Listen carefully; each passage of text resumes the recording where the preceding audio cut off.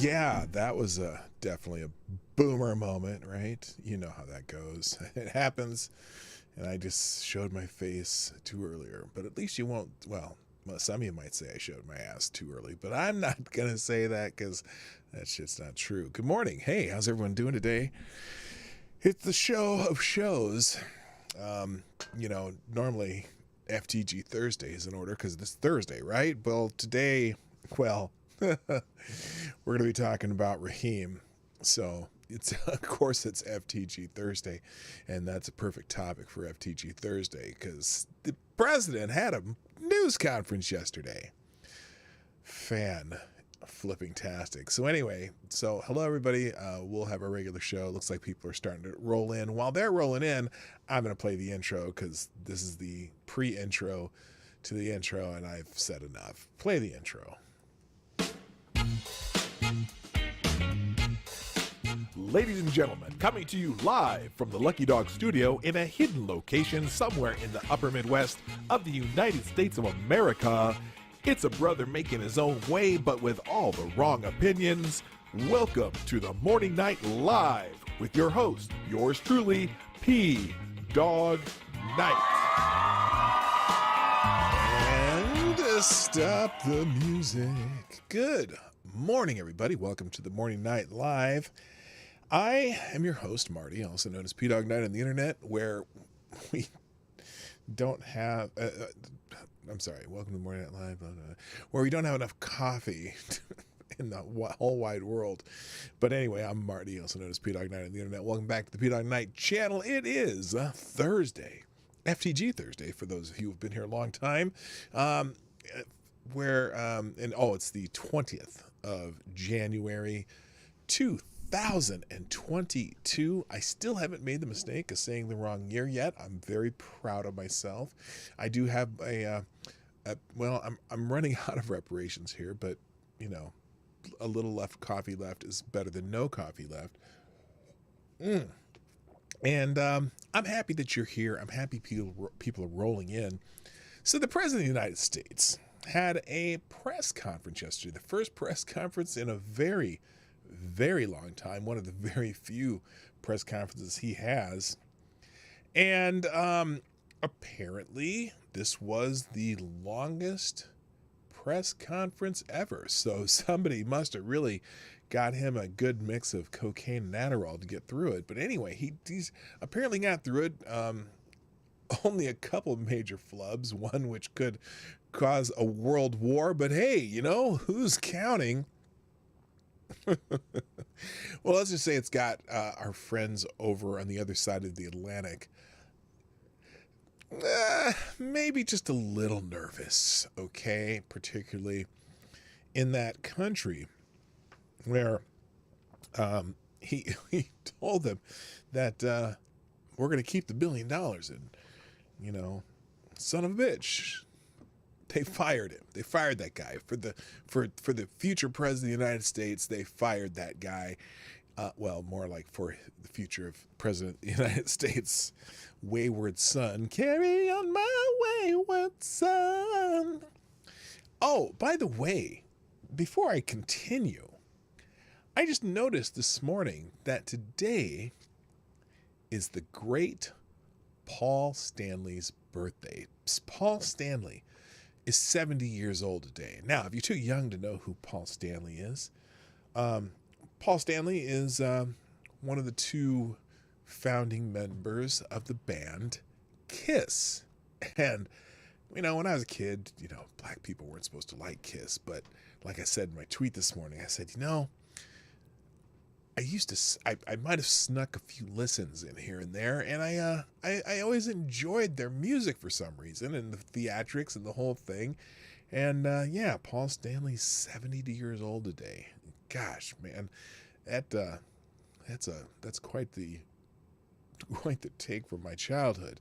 But anyway, that's that. So I tweeted that out, and I guess if some people reacted to that, I don't know if they are or not, but whatever, it doesn't matter. Anyway, so welcome to the show. Let's say a quick good morning and get on with it because there's a whole bunch of stuff, whole bunch of stuff to talk about. So first in the chat today is, oh, I have top chat on. I should have live chat on. First in the chat today was Jesse Leon. Jesse Leon, guess what? You get the bell because you were, where's the clap? There you go. You were here first. And I appreciate you being here bright and early. Also, good morning to Advocatus Diabli, the Devil's Advocate. Tyre Alexander is in the house. Jaeger Pony, my favorite Canadian. Mike Savage, Blarg. Selected Boys here. Good morning. Yeah, also, boy. Good morning to Somnambule Nation. Thank you for tweeting out the show before I did. I always appreciate you doing that. Also, good morning to who else is here? People's Front of Canada. Good morning, Stephanie. What's happening? Good morning also to Tack Alpaca. As I scroll through, who else is here? Because y'all been talking, and I need to get caught up. TC's in the house. Jim Beam, what's up? Lord Stanhope. There's probably some people who got caught up in that fact that I was on top chat and not live chat. So just keep chatting it away, and I will certainly recognize you when I get a moment. And if I don't, please don't take it personally. But do me a favor, hit the like button if you like the show. Do also share the stream. Trying to grow the channel. Let do that, and you guys have been helping me with that, and I appreciate it. Cool Frogs in the house, I see you. Share the stream on whatever your favorite social media, or you can follow me on social media at PDawgKnight right there. And if you want to support the show in more significant ways, you can always do that at PDawgKnight.live. You can watch the show there, you can chat, and you can be up on this side. You can do donations to the show, or you can do super chats or the other couple things down below if you want to sponsor the show. So thanks for that. Thanks for everyone who's here right now, and hopefully we'll get people rolling in. So we're going to talk a little bit about the president's press conference yesterday. Now, I didn't even watch the whole thing, so I'm relying on other people that I'm seeing clips here and there, but I didn't see the whole thing. So I'm going to rely on some biased sources because, I don't care. I generally, if you want to learn something about something, or you want to learn about somebody, you listen to their detractors. But also, you can watch and listen to the sycophants all you want. In fact, let me give you an example of one of the sycophants, because what's her name? That's there. So the former PBS White House reporter, or I don't know what to call her. Now she's a correspondent with NBC News and MSNBC. She's with the Washington Week on PBS. But yeah, political contributor to, those sources. And she followed this and tweeted about the news conference. Now remember, this is the woman in the first press conference for Joe Biden, was talking about how what she basically okay, I use a term that's kind of it's slightly demeaning. I know, I realize this term is slightly demeaning, but it gives you kind of a feel for what some of the Washington press corps, how they treat what's her name, Joe Biden? Yeah, the former vice president. I say that they are,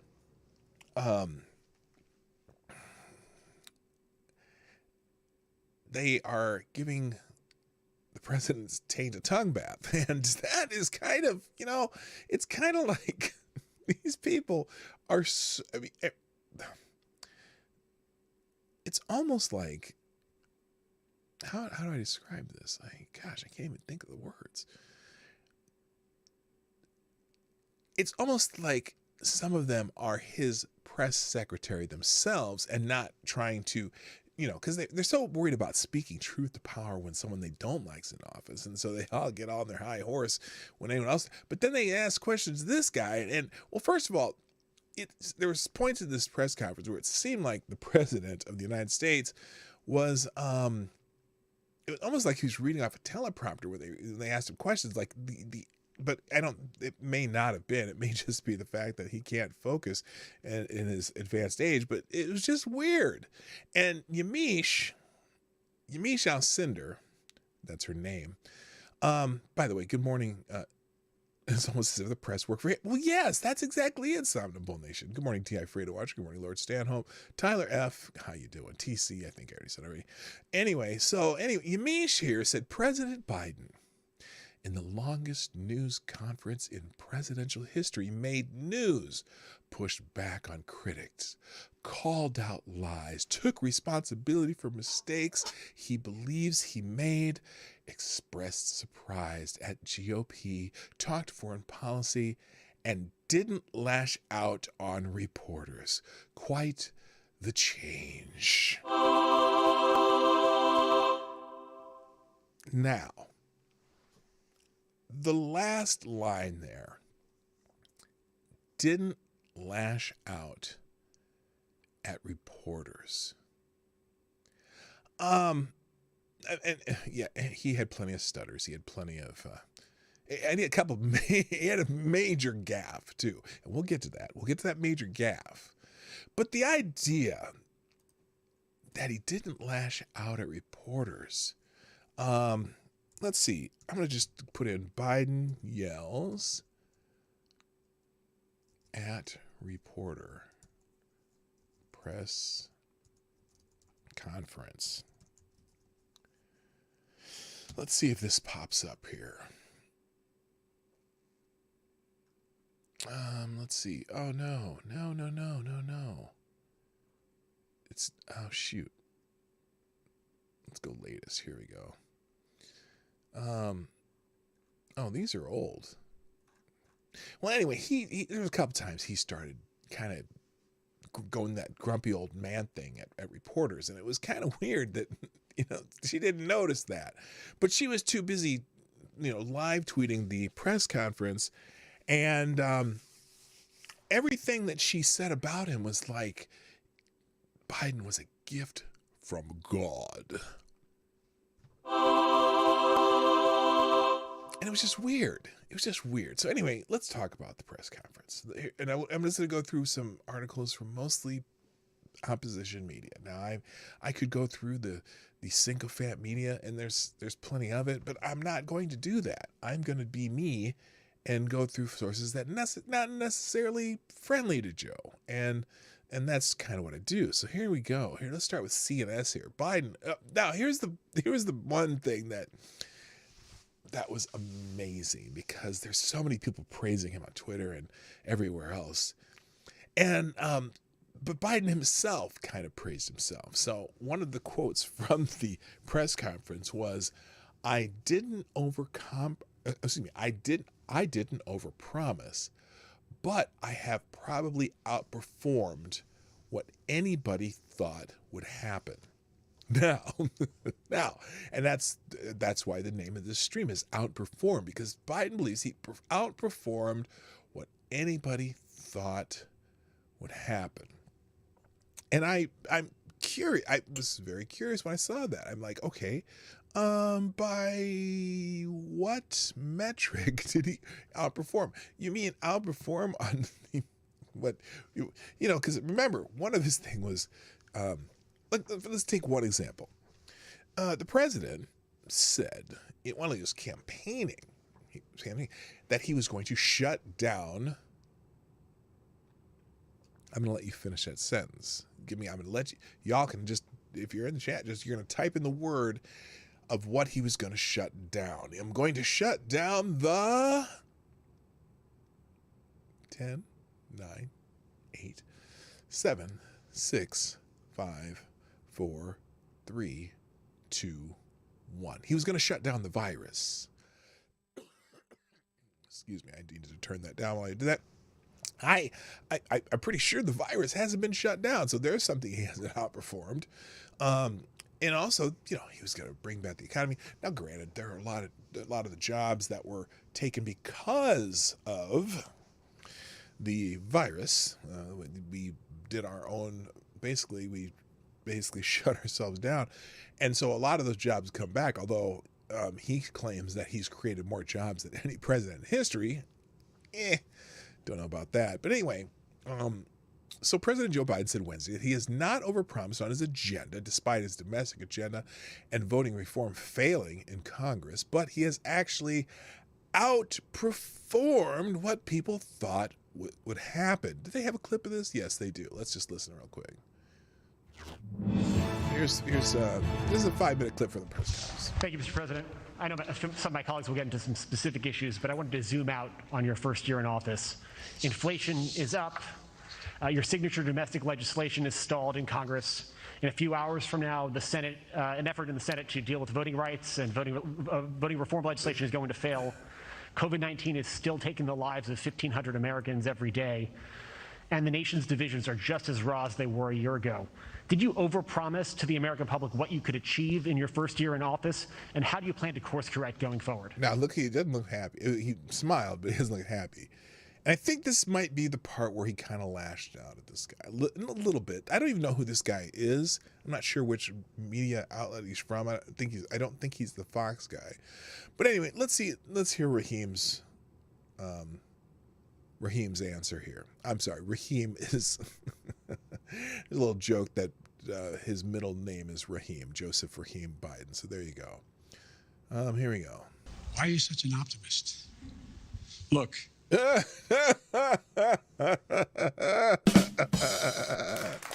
was hilarious. Nobody, did you hear that? The silence when he said it, though? I mean, one person chuckled. Here, listen to this again. Why are you such an optimist? Look, I didn't overpromise, but I have probably outperformed what anybody thought would happen. I haven't overpromised, but I probably outperformed. Anyway, what happened? Yes. Gas prices are way up. So that I certainly wasn't expecting that. That's a start. That's an outperformance. I don't know if it's a good outperformance. Anyway, let's keep going.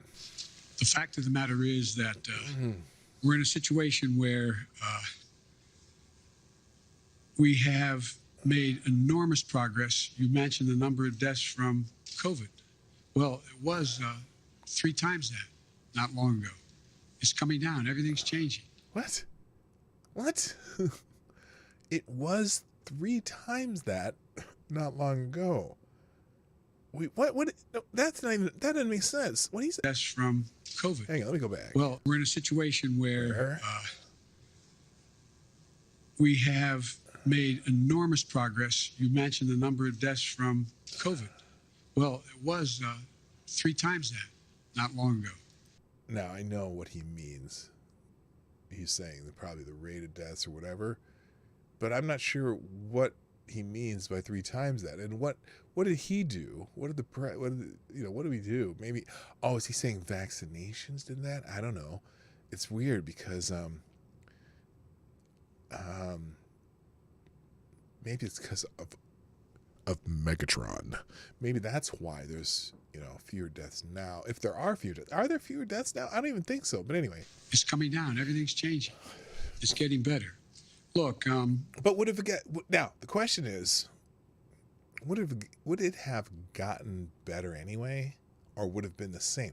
I don't know. See, the whole stupid 19 thing, I'm not convinced that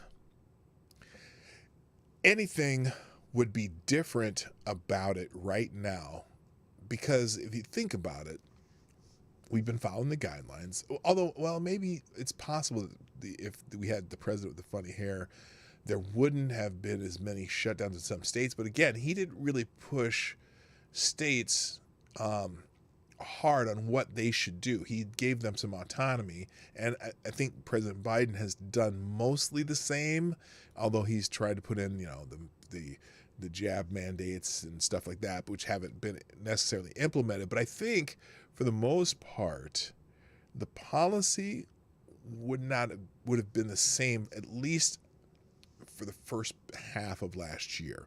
Now, it'd be interesting to see if there's no way to do it because you can't go back and say, okay, let's go do a do-over with the president with the funny hair. But I think there would have been some difference in the tone as far as what's, should states be more free? Because, the states that have been more free aren't performing any worse than the states where they're, having lockdowns and mask mandates and stupid 19 jab passes to go to a restaurant and things like that. The results aren't necessarily different in those states. In fact, they tend to be worse in some of those states. So, so I can't give them credit or blame for that other than how people's freedoms are treated. And then that part, I'm like, F you, because you want to be, I'm convinced that especially Democrats just want to be just like Australia, for example, where they, they're doing a lot of really authoritarian just things that we don't want done here, or Canada for my Canadian friends, Good morning, Jim Jones, by the way. I didn't overpromise, but I think if you take a look at what... Whoa, wait a minute. Hold up. Now, nope. I got to back up here. I think shutting down the virus, you've said that many, many times. I believe you overpromised on that. I have a plan to shut down the virus. And we haven't shut down the virus because you can't shut down a virus. That's not how viruses work. So that might have been okay. One in the chat, if you think he overpromised on the first thing he mentioned after on his question, which would have been the stupid 19. He did absolutely overpromise on stupid 19. So there's a start. All right, here we go. We've been able to do. You'd have to acknowledge we made enormous progress. Nah. But one of the things that I think progress in what? is something that one thing I haven't been able to do so far is get my Republican friends to get in the game of making things better in this country. For example, I was reading the other day, and I wrote the quote down so I don't misquote him. A quote from Senator Sununu when he decided that he wasn't going, Governor Sununu. Senator Sununu. Hello, Colleen Bernier. Hello, Anna Lynn. Hello, Lord Stanhope, and everyone else who's popping in. From Senator Sununu. Yes, he meant Governor Sununu. Where is Governor Sununu? Where is Governor Sununu? When he decided that he wasn't going, Governor Sununu, when he decided he wasn't going to run for the Senate in New Hampshire. Here's what he said. They were all, for the most part, content with the speed at which they weren't doing anything. It was very clear that we just had to hold the line for... What's weird? So this is a press conference, right? It's a press conference. Look at what the president is doing right now. What's he doing?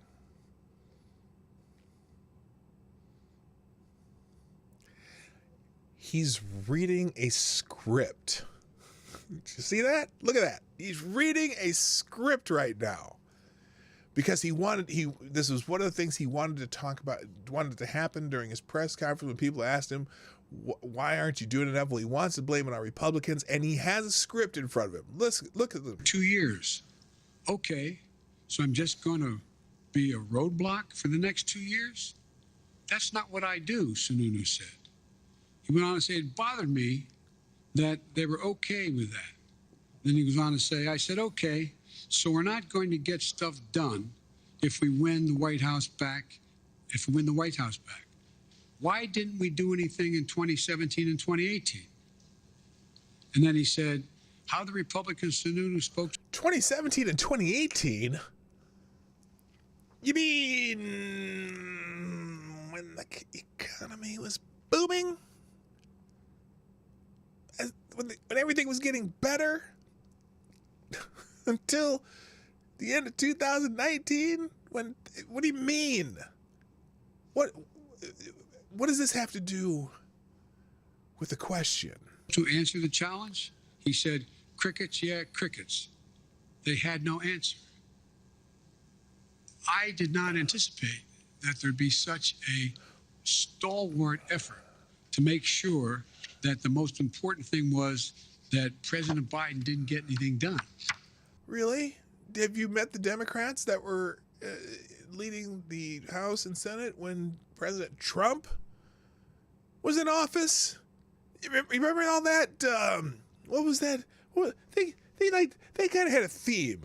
Well, President Trump, a couple themes. They had a couple themes when President Trump was in office. One of them had to do with Russia, right? That was the main theme while President Trump was in office. And when the economy was going up and up in 2017 and 2018, what was Governor Sununu talking about? But it's interesting that the president right here, see him looking at the notes he got there. I mean, he read a script. He had a answer he wanted to say with that script.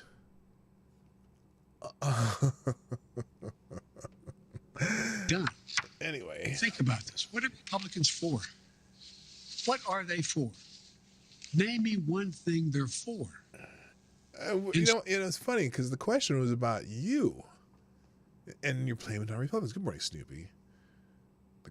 So the problem here is that I think what I have to do in the change in you tactic, have to. if you will, I have to make clear to the American people. How about you go talk to what Republicans? we are for. We passed. How about you go talk to Republicans and find out what common ground you have, and maybe just work on that, because you don't have a mandate. How about that? How about that? A lot. We passed a lot of things that people don't even understand what's all that's in it, understandably. Remember when we passed the Affordable Care Act and everybody thought that it was garbage, really was getting pummeled and beaten, and it wasn't until everyone's premiums after went out up. of office in that next campaign when and some people couldn't even get it. Campaign, and I went into I wasn't in office anymore. We went in a whole bunch of districts campaigning for Democrats and Republican districts who said they wanted to do away with health care. And they got more seats in the House. And I started pointing out that if you did that, pre-existing conditions would no longer be covered. And they said, "Huh? Yeah, we didn't know that. Yeah, that was your scare tactic, of course. We didn't know that. And guess what? We won over 38 seats. Because by the way, listen to this rambling answer, because I'm going to show you something right after this rambling answer. Okay, listen to the rambling answer, and then we'll go back. Well, I'll tell you what I'm going to do. I'll do something at the end of this rambling answer. Explain to the people exactly what, in fact, had passed. Now, one of the things that I remember saying, and I'll end this, I remember saying to President Obama when he passed the Affordable Care Act, I said, you ought to take a victory lap. And he said, there's so many things going on, we don't have time to take a victory lap. Wait a minute, what? You didn't take a victory lap after Obamacare? Are you serious? As a consequence, no one knew what the detail of the legislation was. Oh, wait a minute. You know who didn't know what the detail of the legislation was? You want to know who didn't know what the details of the legislation was? The people who passed it. The people who passed it didn't know what the details of the legislation was, let alone the American people. You didn't even ask the American people. They didn't care what the American people thought. In fact, remember the famous line Nancy Pelosi said about passing Obamacare? You have to pass it so you can know what's in it. Because they couldn't even explain it. But anyway, I remember at the end of this rambling answer, I have something special for you. They don't know a lot of the detail of what we pass. So the difference is... Well, whose fault is that? Is it because your people in Congress and the Senate can't explain it themselves? They haven't talked to their constituents about it?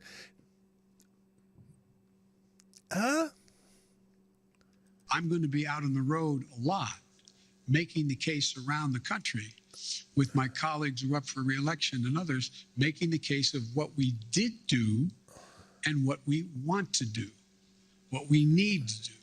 And I'm sure every single one of those people running for office in 2022 are just ecstatic that the president's going to come campaign with him, because he's certainly one of the most popular presidents in U.S. history.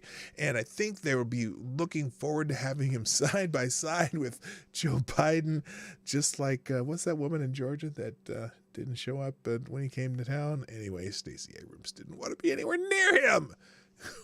What? Who wants to?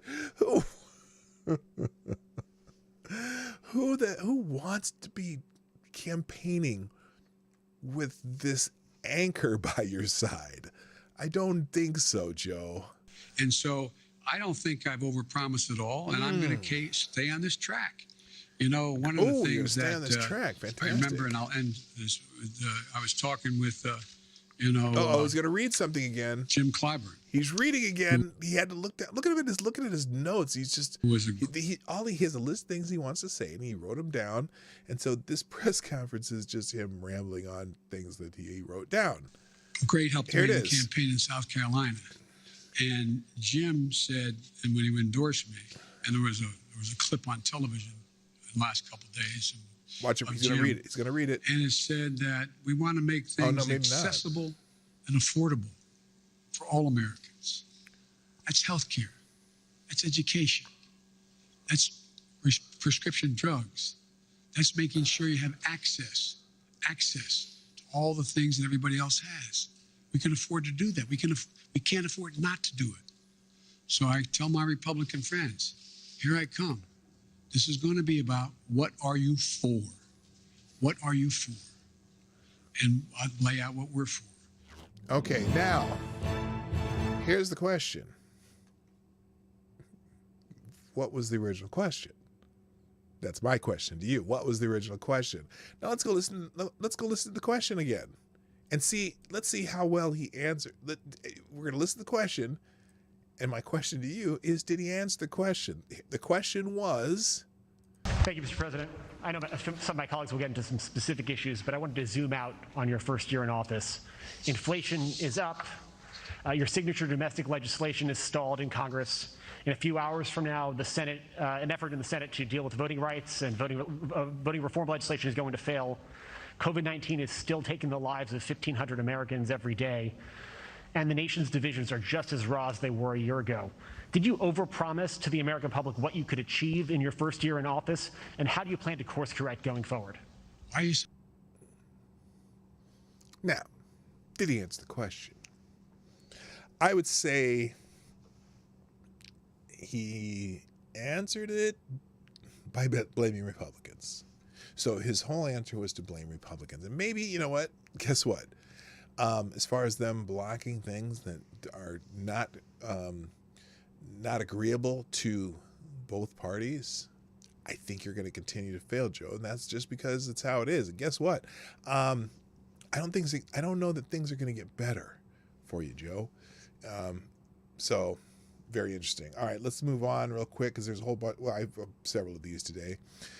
So reactions. Let's see. Let's go back here. What happened here? Here we go. Let's not do that one yet. Let's go to this one. Hang on.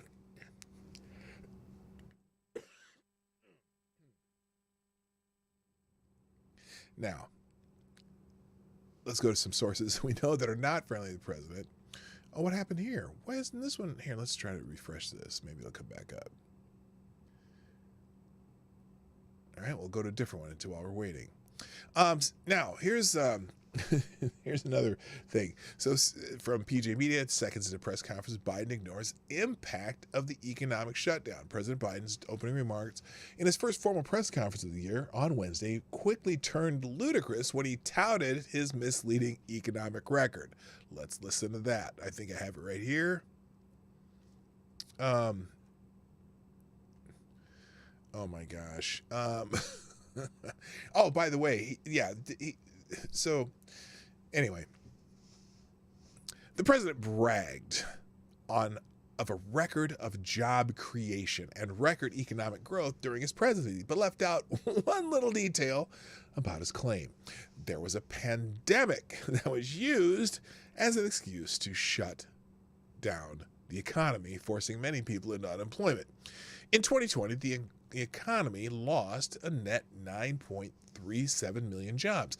And that had nothing to do with former President Donald Trump and everything to do with state and local Democrats and private companies deciding to lock down and scale back operations significantly, right? It says right, this Kelly Meyer says, Biden begins touting job growth, saying his first year was the greatest year of job creation in American history, with more than 6 million jobs created. But we had a lost net of 9.37 million. So we haven't gotten those back yet.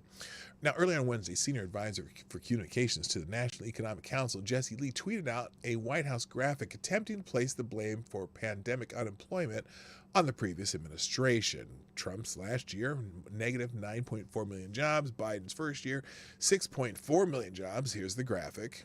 Okay. The most jobs lost in 1 year versus the most job gain in 1 year ever, thanks to Biden's American Rescue Plan. Now, that's really weird because I don't know how that, wait a minute. So let's see. The states shut down different places, shut down businesses shut down. And so people lost jobs, and somehow the American Rescue Plan caused all those jobs to come back. Well, they're not come back. The labor force participation rate's down. Anyway, it's no secret the economy is slowly recovering in terms of jobs, although inflation would like a word. But it is ridiculous for Biden to take credit for growth when he had nothing to do with his policy and everything to do with easing the lockdowns. Is this one open back up? I don't know what's going on here. Now we got an editorial from the New York Post. Now again, these are not going to be friendly to Biden, so that's just what it is. But so here's the New York Post reaction. If President Biden's press conference Wednesday was supposed to inspire confidence, it failed horribly.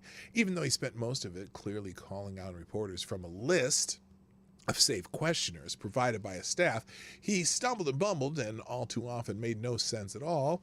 Plus, he repeated his bizarre whisper-shout gimmick to emphasize certain points when all it did was actually emphasize his age. On that note, he kept walking down memory lane, reminiscing about how in my day, cable news was like that, and the Republican Party was like this, and so on. He's fighting old wars in his head, and maybe he's just confused about the modern world. Yet, he couldn't remember what he said last week, insisting he hadn't compared opponents of end-running Senate filibuster rules to pass the nationalized election law bill to Bull Connor and Jefferson Davis. Yet minutes later, he warned those same Democratic senators that their supposedly infamous position will stick with them all the rest of their days. Then there was his confession at the end that he forgot he's president, not a senator, as implicit explanation for his disastrous first year. But earlier, he insisted he'd done more than any other president in history. What the hell? His answers on Ukraine. Oh, we'll get to his answer on Ukraine, because that one's the one that might start a war. PDawg, allowing people to go back to work is considered job creation. Yeah, that's the job creation. But anyway, his answers on Ukraine were particularly confused. The issue is pretty straightforward. Vladimir Putin threatening an invasion and will do it if he thinks he can get away with it. At the least, he'll try to get the West to bribe him by promising him as much of what he wants without any fighting. Well, wait a minute. Isn't Biden Putin's public? That was the guy with the funny hair. Biden just lets him have whatever he wants. Anyway, Biden seemed to offer one bribe by volunteering that NATO won't make Ukraine a member anytime soon. Even if true, why limit your options? Worse, at one point, the president suggested that Putin had no choice but to invade because he's boxed himself in. What? At least we think that's what Biden said, but his syntax made it impossible for sure to say. In fact, the White House had to walk back a whole bunch of that shit. Anyway, and then he outright said Putin would win, albeit at a heavy price. The cost of going into Ukraine in terms of physical loss of life for the Russians, they'll be able to prevail over time, but it's going to be heavy. Wait a minute. Don't we want to prevent that, Joe? Anyway, here, we'll skip Miranda Devine. So anyway, let's see. Now, also in his press conference, he makes no apologies for the Afghanistan withdrawal. So his approval ratings may have been underwater since he botched the withdrawal from Afghanistan, which resulted in millions of dollars of military equipment being left behind, a frantic effort to evacuate Afghan refugees and American citizens from the country, and a bombing that took the lives of 13 service members. Yet when Afghanistan came up during the press conference on Wednesday, he doubled down on his actions. And here's the clip. There is no way to get out of Afghanistan after 20 years easily. Not possible, no matter when you did it. And I make no apologies for what I did. I have a great concern for the women and men who were blown up on the line at the airport by a terrorist attack against them. But the military will acknowledge, and I think you will, who know a lot about foreign policy, that had we stayed and I had not pulled those troops out, we would be asked to put somewhere between 20 and 50,000 more troops back in. Because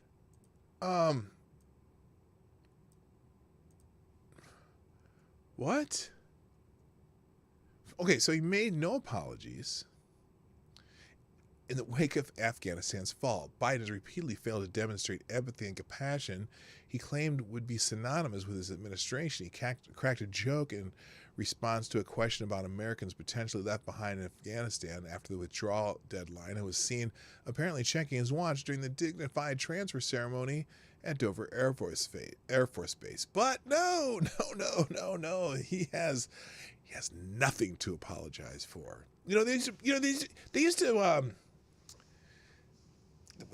to really get on the old president with the funny hair when he would say he takes no responsibility for certain things. But Joe, apologies, schmologies. Who needs to make apologies? All right. Well, here's one thing he probably should apologize for, because it seems like the foreign press may not be as easy on Joe as our own, sycophants here. This is from the Telegraph over in that place over there on the other side of that ocean thing. Joe Biden gaffe may have inadvertently revealed the truth about his Ukraine policy. This is, again, is this Telegraph of London, right? I'm assuming. The president appeared to suggest that a minor incursion by Russia would not result in harsh sanctions. And remember, the White House had to walk this one back. It was 28 minutes into Joe Biden's press conference when that gaffe came. And it was a jaw dropper, especially if you're watching in Kiev or the Kremlin. The U.S. president appeared to say if Vladimir Putin were to make only a minor incursion into Ukraine, then Russia would not face devastating sanctions. His exact words were, quote, "Russia will be held accountable if it invades, and it depends on what it does. It's one thing if it's a minor incursion and we in NATO end up having to fight about what to do and what not to do, etc. But if they actually do what they're capable of, it is going to be a disaster for Russia if they further invade Ukraine." Now, the comment whizzed around the world as the implications of what he said sank in, and a journalist read it back to him. Was Mr. Biden giving permission for a mild incursion by Russia into Ukraine, the journalist asked? Mr. Biden laughed and said, "Good question. It did sound like that, didn't it?" Now in Kiev, that's in Ukraine, there were accusations Mr. Biden was giving a green light to the Kremlin, and anger that he would publicly make a distinction between different levels of a Russian attack. Now, that kind of sounded like that, didn't it? According to the Ukrainians, that was a particularly dangerous thing to do, as Mr. Putin's preferred option is believed to be a limited incursion. It led to suspicions a deal was being done behind Ukraine's back. Indeed, the fear in Kiev Kiev, I'm sorry, was that Mr. Biden had not so much been wrong, but he had inadvertently told the truth. Whatever he meant, it was an example of Mr. Biden saying too much and talking loosely. Oh, remember they used to give the guy with the funny hair a lot of flack about it. He said they were giving the Russians are military secrets. They said because you're not allowed to do that. If you're the president of the United States, you can do the fucking you want. Anyway, but no, here in the case, he was just talking loosely and failing for which he has formed. Anyway, in his first press conference of 78 days, the president was perhaps seeking to demonstrate his command of detail, ultimately speaking for almost 2 hours, but the moment he finished, White House officials desperately scrambled to clean up the mess he made with his loose lips. They said what Mr. Biden had been talking about was the divisions in NATO over how to respond to Russian aggression. It was also suggested that by minor incursion, he had meant Russian cyber attacks rather than a small military invasion. Oh, well, that's just... yeah, that's what they meant. Following the presidential misstep, it was left to Jen Psaki, the White House press secretary, to state the official U.S. position. Quote, if any Russian military forces move across the Ukrainian border, that's a renewed invasion, and it will be met with swift, severe, and united response. What, are you going to write a letter of 270 doctors telling them that stop that, somebody take away their YouTube privileges? I don't know. Anyway, or pull them off of Spotify. Anyway, that's a Joe Rogan joke if you didn't catch that. Anyway, yeah, so anyway, this archived article is in the tabs. You can check that out later. Now, let me find this. All right, so here is the... Oh, where is it? Shoot, sorry, guys. Why Beto? What the hell? I didn't give a shit about Beto. I didn't even think I opened that one.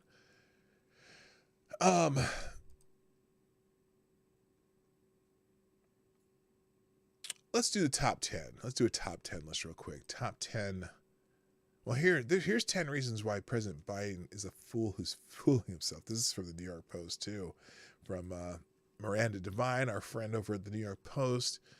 President Biden's marathon 2-hour press conference Wednesday was an exercise in self-delusion. The reality of American voters' lived experience of his presidency is evidently in his plummeting polls after a hellish first year of self-inflicted crises, from Afghanistan to inflation to illegal immigration. And yet the president declared to the world that he is doing a tremendous job and has achieved more than any president in history. Well, if you count damage as achieving more. Anyway, he blamed Republicans for any stumbles, despite the fact that his party controls the White House, the House, and the Senate. Only a couple of things he would do differently, he said. He would seek advice from academia, editorial writers, and think tanks. That will really give him the pulse of the American people. And he said he would get out of Washington, D.C. more often, although he has spent more than a quarter of his time as president goofing off in one of or the other of his Delaware homes. I have not been out in the community enough. I don't get the chance to look people in the eye and let them take a measure of my sincerity. That's what he was talking, because someone asked him about black people, which he's completely, well, I wouldn't say ignored, but he's ignored. Not that I necessarily think the president has to focus on black people, but one of his campaign things was he was going to focus on black people. Remember, he was going to talk to Ice Cube after the election and figure out how they could counter the platinum plan that Donald Trump had brought forward. And I don't know if he's talked to Ice Cube yet. I think he's pretty much forgot about it. Now, he did make a big push in the last week about the Democrats' voting bill, which, just he was going to have his first year anniversary. He probably should say something that would lift confidence people in an election year of the off election year, whatever. So anyway, He said he'd get out of Washington, D.C. more and be out in the community. Great. You get out in the community and stumble your way through some other questions. Anyway, so let's see how well he did on the sincerity versus delusion scale in his first press conference in 78 days. Number one, this is him saying that he has outperformed all expectations in his first year. I didn't know for promise, but I did outperform what anyone thought would happen. That was a quote of President Biden. He said, "You have to acknowledge we made enormous progress. Can you think of any other president that has done as much in 1 year?" Like I said, if you're only counting damage, no. But anyway, this is delusional in the sense that Biden means congratulating himself for achievements such as presiding over an economy trying to heal itself in fits and starts. If only he would get the hell out of the way and continue the vaccine rollout. And then also continuing him, he continued the vaccine rollout that was already started. He claims that it was him, bequeathed to him by his predecessor. Anyway, but if you look at the statement any other way, he's absolutely right. In lasting damage, his policies have wrought.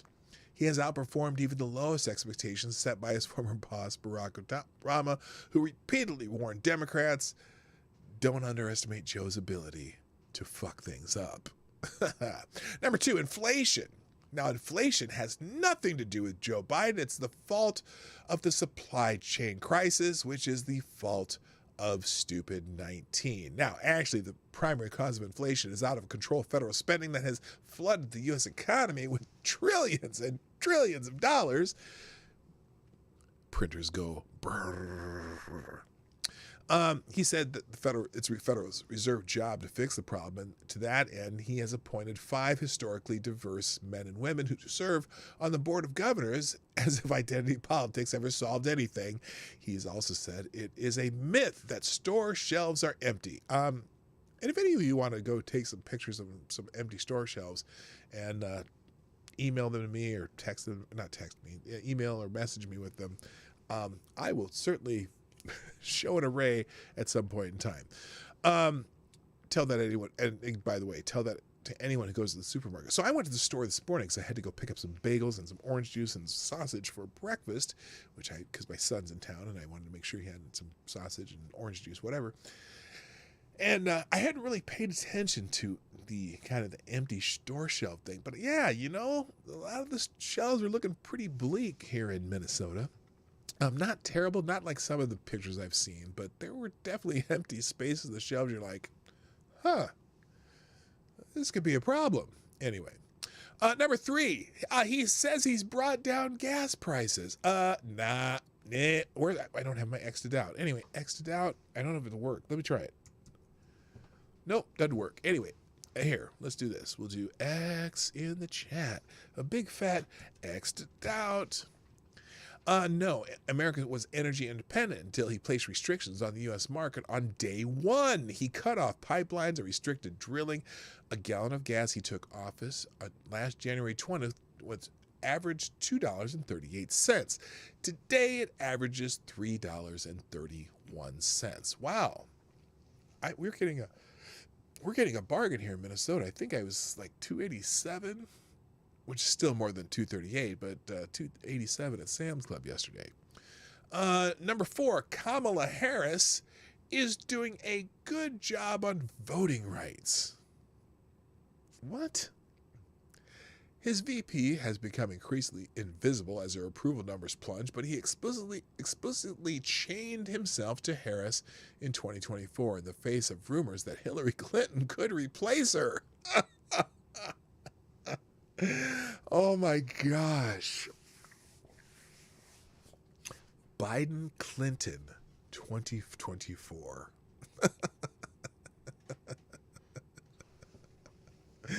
Anyway, but he said, nope, she's going to be my running mate. Number 1, I did put her in charge and she's doing a good job. Put her in charge. By the way, he also, I think at the end of this thing, he called her President Harris again or something like that. Anyway, you can probably take that from that answer that he has no intention of running for a second term. Some people were floating Harris Klobuchar today too, or Harris Warren. Yeah. Nobody likes cackling Harris. I mean, Kamala Harris. Number 6, look, I'm a capitalist. We can mark this and as only half delusional while he has dragged America to the left under the thrall of Alexandria Ocasio-Cortez and Bernie Sanders' wing of his party. When it comes to the Biden family grift, tens of millions of dollars from China, Russia, Ukraine, and elsewhere show that the big guy has indeed been an energetic capitalist in his personal life. Number 7, it's all the Republicans' fault. Of course it is. This was Biden's main theme of the day yesterday. Every time he was gently asked to reflect on the car crash in his first year, he refused to acknowledge error other than to say, I didn't anticipate there'd be such a stalwart effort to make sure President Biden didn't get anything done. Maybe if you'd stop trying to get the wrong things done, you might get something done. Also, he said it was Trump's fault. It was Trump's fault, of course. He whined often about Donald Trump while struggling not to mention his name, Voldemort style. At one point, he asked the 30 assembled journalists, quote, did you ever think that one man out of office could intimate an entire party where they are unwilling to take any vote contrary to what he thinks for fear of being defeated in a primary? Or do you think maybe Donald Trump was just a mainstream Republican who think your ideas are shit? I think the latter might be more accurate. Real quick, thank you, Justin Alexander Dorsey. Okay, I was just making sure there wasn't a joke there. First sponsor of the day, and Justin Alexander Dorsey. You are the new Streamlabs Superstar sponsor of the day. The first sponsor of the show, and also doing it through Streamlabs, where you don't give Susan 30% of your money. He said, I went to Walmart Monday. I took a few pictures. The meat aisle looks terrible. No packaged lunch meats, plenty of vegetables, thank God. But this myth of empty food shelves is a Republican talking point. Right? Yes, absolutely just a Republican talking point, even though there's pictures of him everywhere. In fact, isn't there a hashtag on Twitter, empty shelves Biden or something like that? Biden's empty shelves or whatever. Anyway, thank you so much, Justin. I appreciate it. Okay, we did Trump's fault. And then he claimed 5 GOP senators have come to him and confessed that they agree with him with whatever I'm talking about. But Joe, if I do it, I'm going to be defeated in a primary. He refused to say who these mythical senators are. Biden made no apology for his debacle of his Afghanistan withdrawal. That too was Trump's fault, and the incompetence of the Taliban. I think the Taliban was probably the most competent group within that transaction. Number 9, on Russia, the delusion was not so much in his answers to the questions about Russian aggression in Ukraine, but in his posturing as a wise, experienced statesman confidently striding the global stage when his foreign affairs record is really just a series of blunders. For instance, he talked tough about Russia yesterday before saying it would not be held accountable for a minor incursion into Ukrainian territory. And finally, from Miranda Devine, number 10, cognitive health. There was a moment during the 2-hour ordeal when reality crept into the East Room. James Rosen from Newsmax asked a polite question about a political poll that found a majority of voters don't think Biden is mentally fit. Biden's face creased into a broad grin, and he gruffly interrupted. You all make the judgment that they're correct. Rosen plowed on. If you'd let me finish, why do you suppose such large segments of the American electorate have come to harbor such profound concerns about your cognitive fitness? I have no idea, was Biden's response. It was the truest thing he said in 2 hours.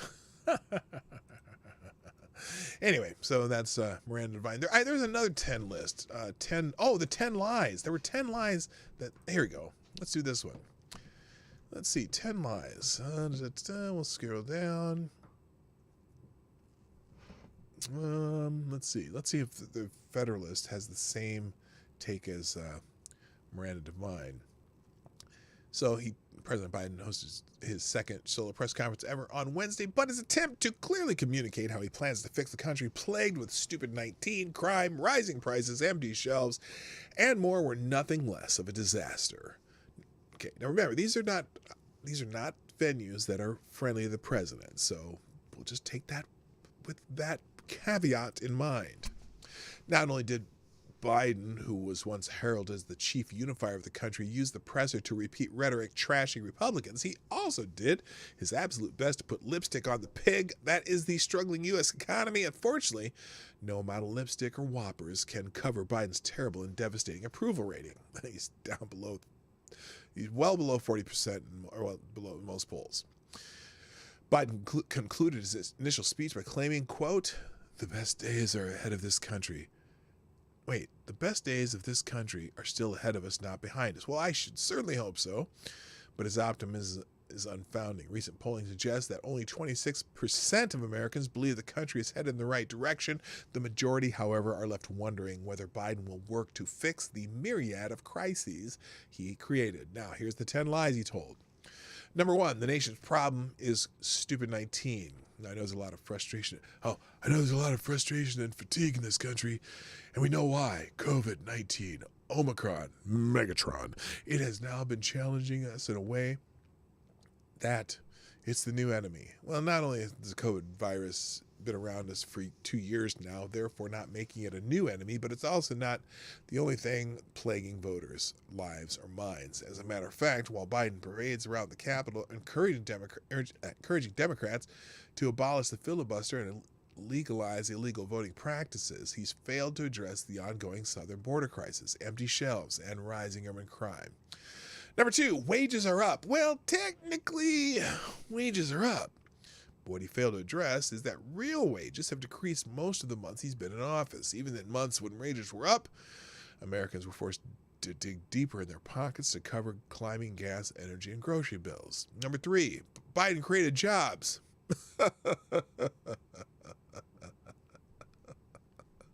Number 4, the supply chain crisis isn't that bad. Biden hardly addressed the ongoing supply chain crisis, leading to an often popular Bear Shelves Biden hashtag. That's what it was called, Bear Shelves Biden.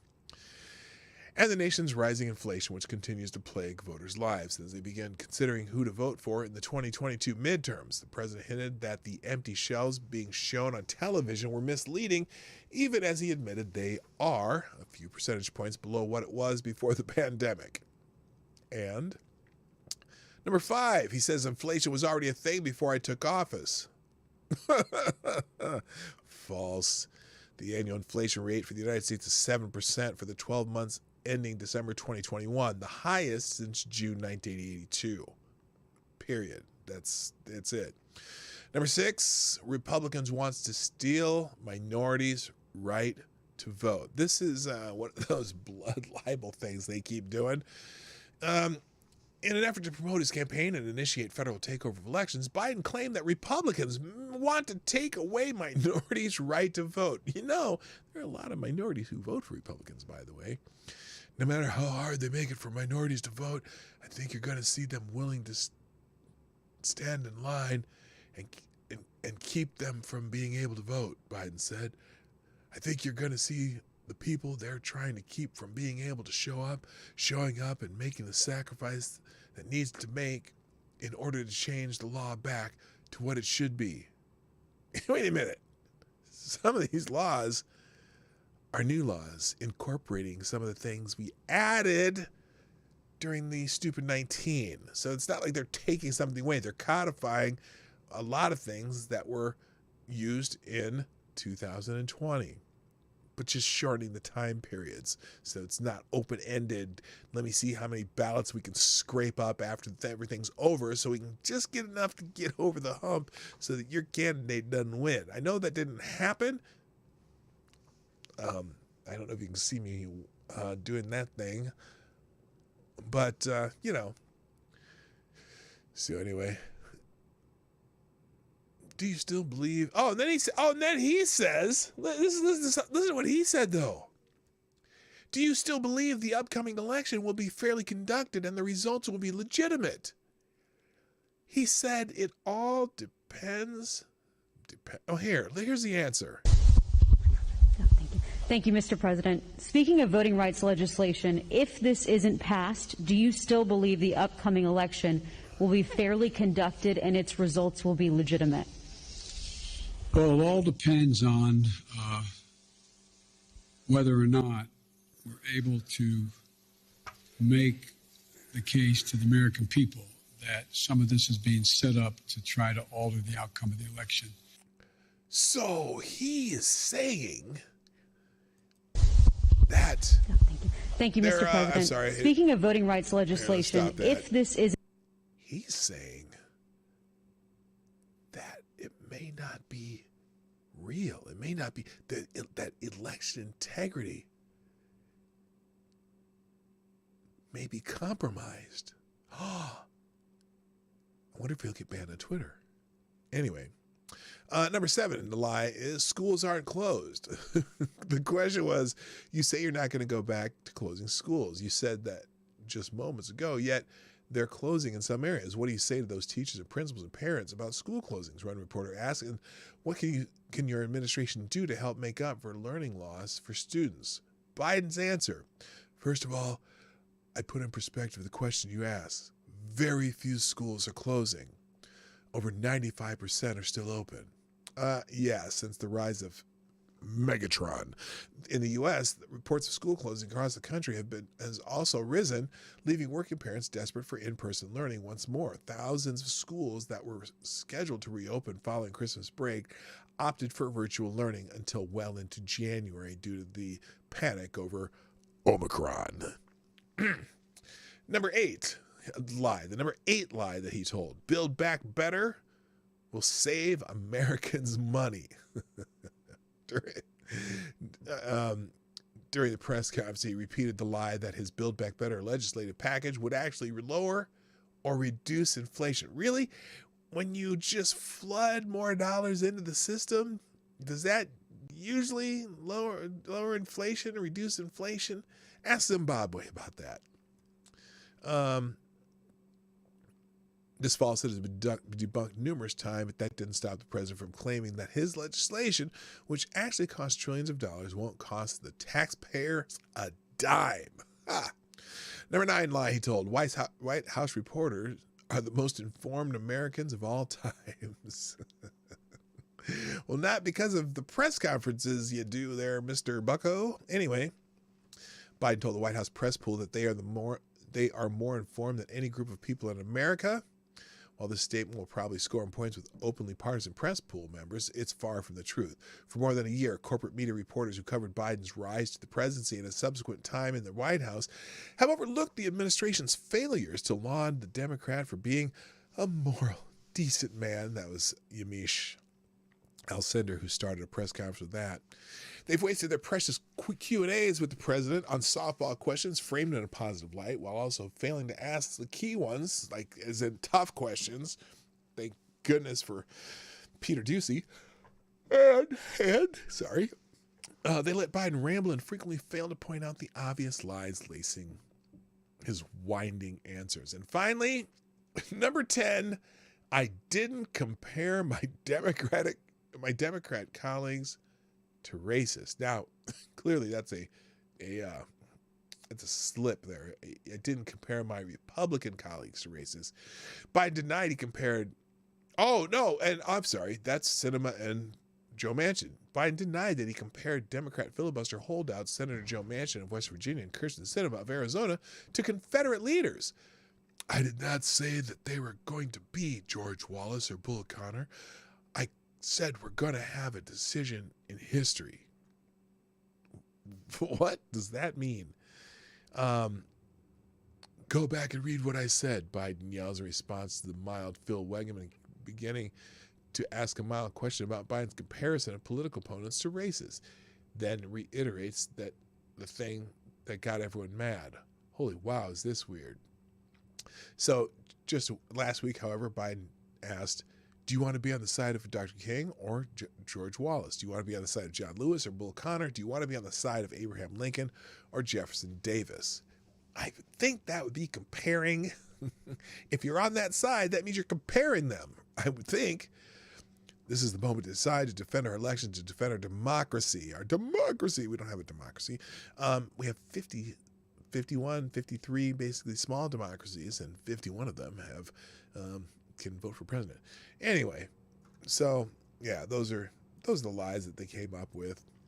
Let's see. I only got 10 minutes left, so I'm going to give you a little roundup of what is in the tabs. There's a couple other more things on this. By the way, speaking of polling, I think I mentioned polling. 60% deem Joe Biden's first year in office as unsuccessful. Most Americans rate President Joe Biden's first year in office as unsuccessful. A Rasmussen report survey released Wednesday reveals. Now, granted, Rasmussen are right-wing nut jobs that always hate Democrats and love Republicans, at least if you ask Democrats. The survey asked respondents to gauge Biden's first year, asking how successful Biden's first year in office has been.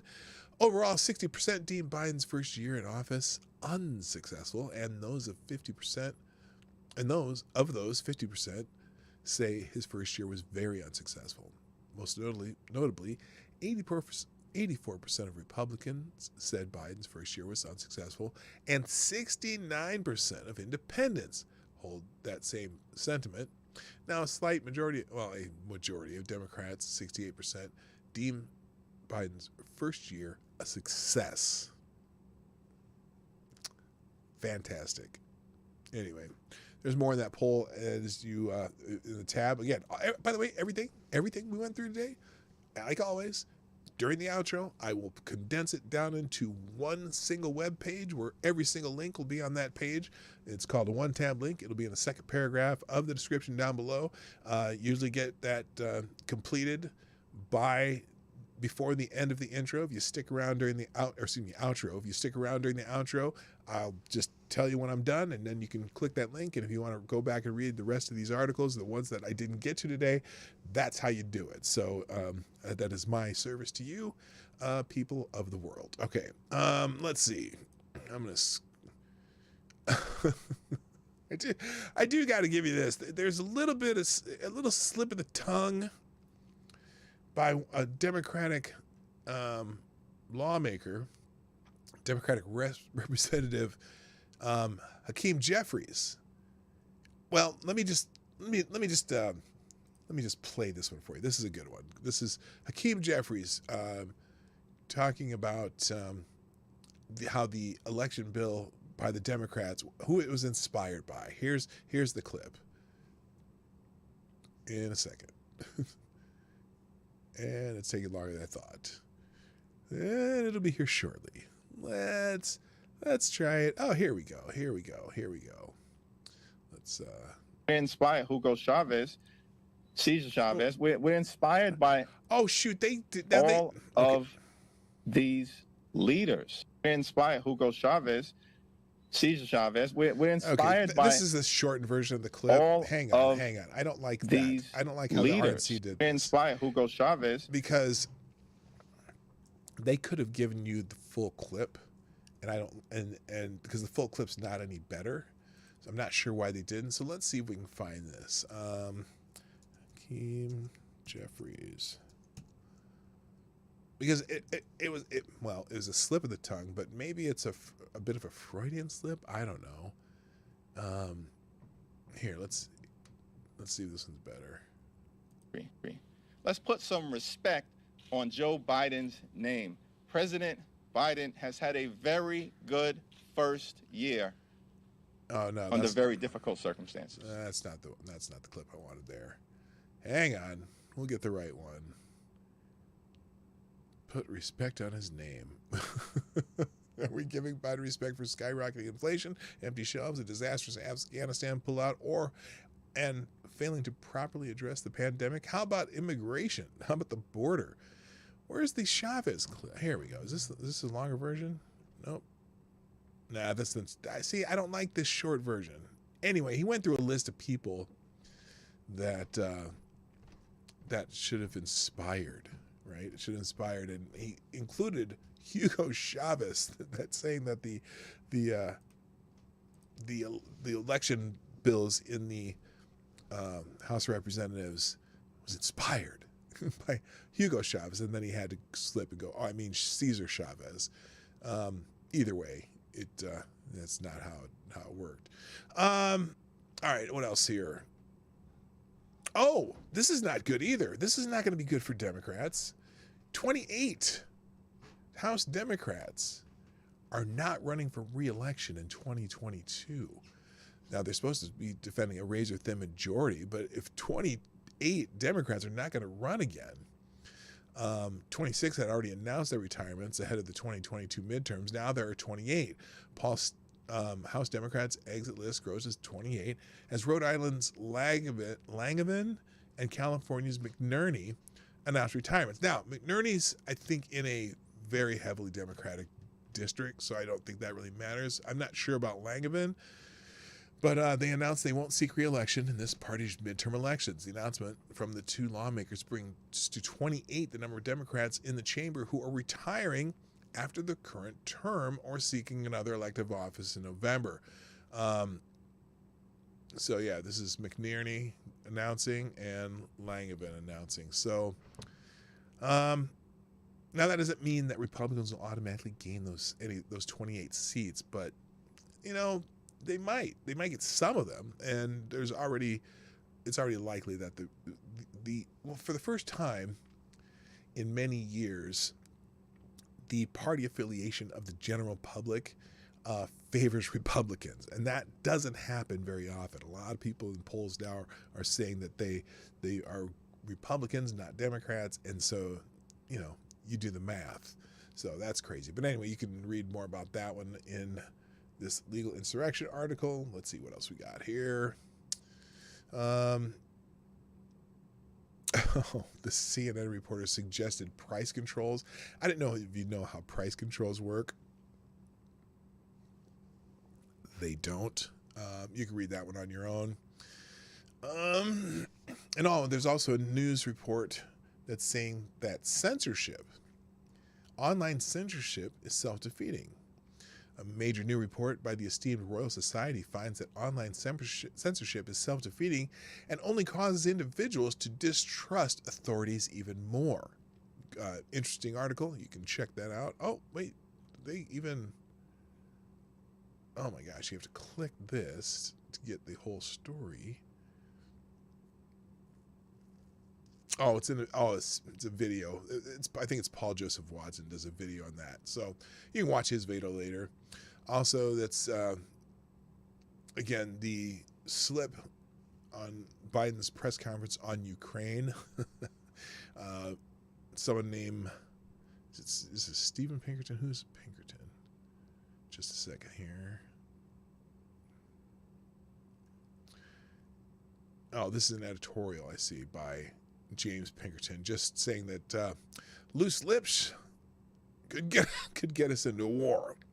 If loose lips sink ships, Biden's loose tongue could get us into a war. Yeah, the White House had to walk that back, and now we have Iran's president saying to Putin, "Hey, Moscow and Tehran should join forces against Western sanctions," because they're talking about doing sanctions on the Russians. So anyway, in the rest of the tabs,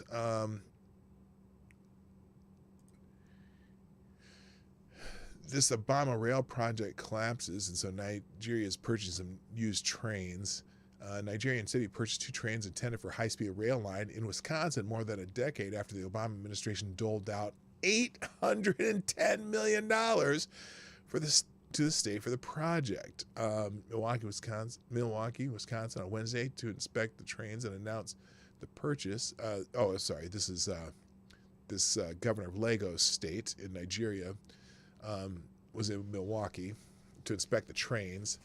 He says, "Today I inspected our newly acquired Talgo Intercity 10 coach metropolitan trains for our Red Line Metro project in Lagos." Sanwa Alou said Wednesday these new trains, which were originally intended to connect Madison and Milwaukee in the United States, are now headed for Lagos State, which is the state in Nigeria where the city of Lagos is. Lagos is one of the largest cities in the world.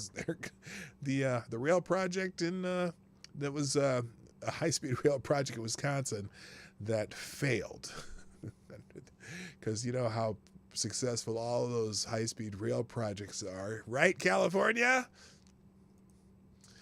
I'm going to finish with this. There's a couple articles. Matt Walsh was on Dr. Phil talking about pronouns and transgender stuff. You can read the articles, but this one caught my eye even more.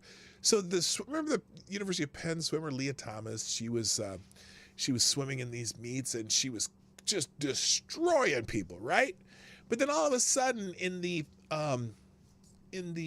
Ivy League swimming championships, she lost 2 events to another swimmer, another transgender. This was a transgender man, but swimming as in the women's division because that's what he chose. Whatever that person chose to do, and but Leah Thomas still won a couple other events by a magnitude of, well, near NCAA record pace, right?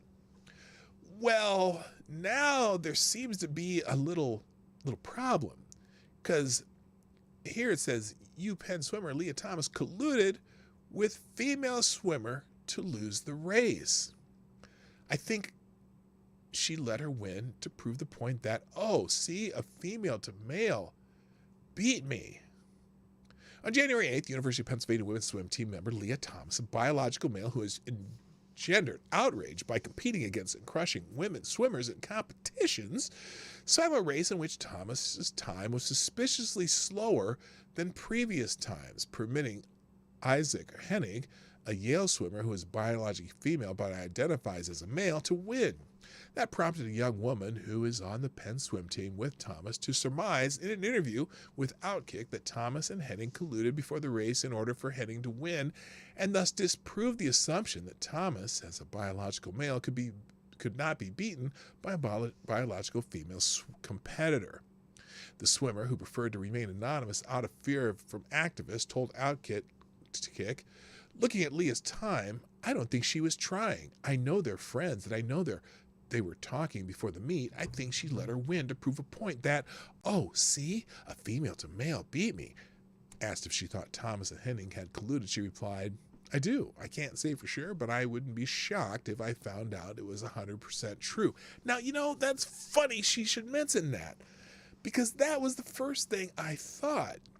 Because, okay, so look, Outlook noted, in the 100 freestyle race, Hennig finished with a time of 49.57. Thomas touched the wall in 52.84. Now, during a November meet, a tri-meet with Princeton and Cornell, Thomas swam the 100 freestyle in 49.42. So, now look, and think about this. That's more than 3 seconds difference,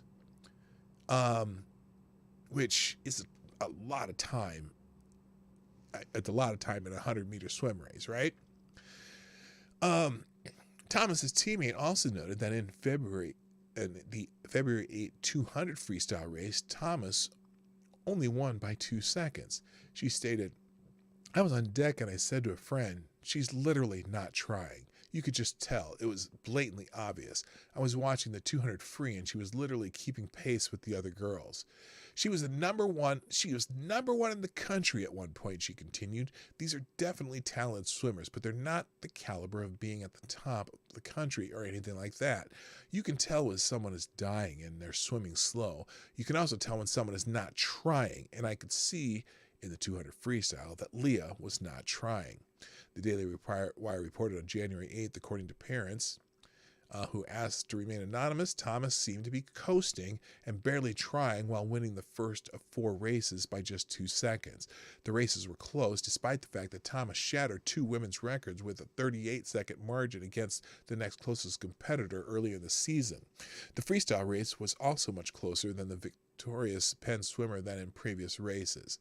In early December, Thomas utterly crushed the women's competing with Thomas at the University of Akron Zippy Invitational, winning the 1650 free by a gargantuan 38 seconds ahead of the young woman finishing second, by winning the 500 free by a whopping 12 seconds ahead of the woman finishing second, and by winning the 200 free by a still huge 7 seconds, setting new Penn records along with meet and pool records.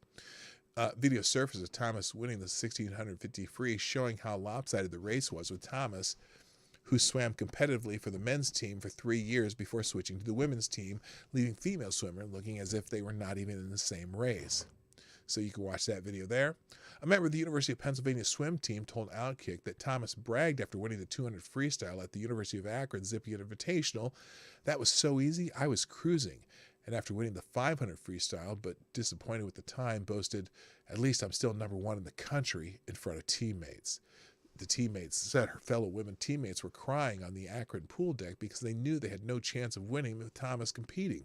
She said, "I feel so discouraged because no matter how much work they put in, they're going to lose. Usually they can get behind the blocks and know they out-trained all their competitors and all they're going to and they're going to win and give it all they got. Now they're having to go behind the blocks, knowing no matter what, they do not have a chance to win." I think that's really getting to everyone.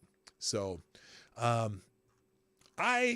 now, notice, the UPenn swimmer is a different swimmer. She's saying that Thomas colluded. So it's not a fact necessarily, but would you be surprised at all? So anyway, with freestyle, it'd be pretty obvious if somebody weren't pushing themselves. Well, that's what everyone was saying. So anyway, so that's it for today. Here's what we're going to do. Tomorrow, oops, what did I do there? I think we're going to have an open mic show. And we can kind of talk about we should talk about Biden's first year.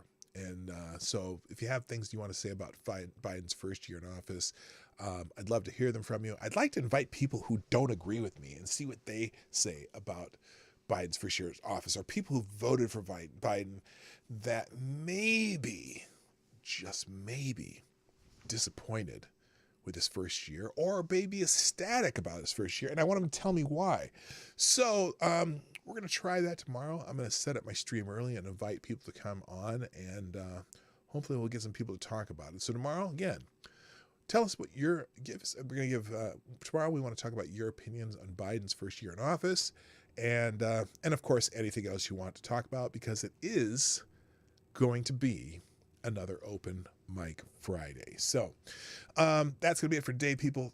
Please, if you haven't done so already, hit the like button, share the stream before, during, and after the stream. Also, put a comment in the comment section if you're watching on replay, so that I know you dropped by. And finally, if you want to sponsor the show, you can do that through Streamlabs at PDawgKnight.live, through YouTube SuperChats, through Venmo, through Cashapp. All the details are in the description down below. That's it for today, people. Time for me to go. I'm so glad we had this time together. I'm PDawgKnight, and I'm out of here. Bye-bye.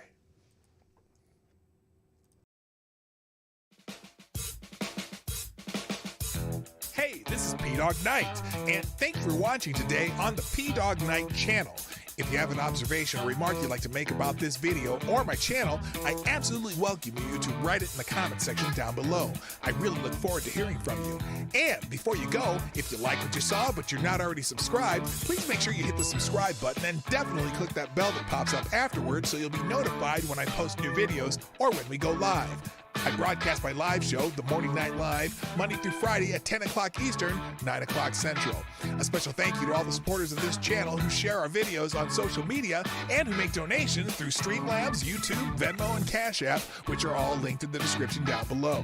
Thanks again, and until next time, I'm PDawgKnight, and I'm out of here.